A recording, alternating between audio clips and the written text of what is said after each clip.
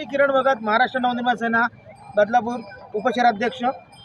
मला आज नगरपालिकेबद्दल बोलायचं वाटतं तर थोडंसं बोलायला थोडंसं कानाखाली वाजवल्यासारखं वाटतं.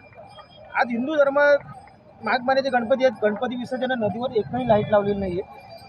का नगरपालिकेकडे पैसा नाही का? कोट्याधीश नगरपालिका भ्रष्टाचार करते, पण आमच्या हिंदू धर्मांसाठी नगरपालिकेकडे पैसा नाही आहे. आज मोबाईलच्या टॉर्चवर गणपती विसर्जन इथं करायला लावले. काय चाललंय सीओ साहेब? ठीक आहे, आमच्याकडे नगरसेवक नाही आहेत, आमदार असून नसल्यासारखे असतील, आमदारांना माहीत पण असेल गणपती आहेत का नाही आहेत, पण काही गोष्टी आहेत ते करायला पाहिजेत ना. आज माघ महिन्याचे गणपती विसर्जन चालू आहेत. इथं हजारोच्या संख्येने, मागे जर कॅमेरा फिरून नका, हजारोच्या संख्येने लोक इथे उभे आहेत आणि ते प्रत्येकजण आपल्या आपल्या घरातून मोबाईलच्या टॉर्चने गणपती विसर्जन करणार. हे कितपत योग्य आहे? जर इथं कुठला म्हणजे देऊ नको असं काय हो असं दुर्घटना झाली तर ही जिम्मेदारी सीओ साहेब तुमच्याकडे असेल का? नगरपालिकेकडे एक हॅलोजनसाठी पण पैसा नाही का?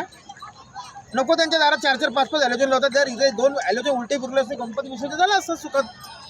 लहान मुलंसुद्धा गणपती विसर्जन करायचं. एवढं सगळं असताना सीओ साहेब कुळगाव बदलापूर नगरपालिकेचा पैसा जातो कोणाच्या खिच्यात? आज हिंदू धर्माच्या आस्थेचा विषय आणि हिंदू धर्मासाठीच पैसा नाही नगरपालिकेकडे, ही सर्वात मोठी शोकांकित आहे.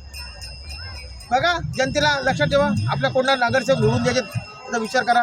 जय हिंद, जय महाराष्ट्र.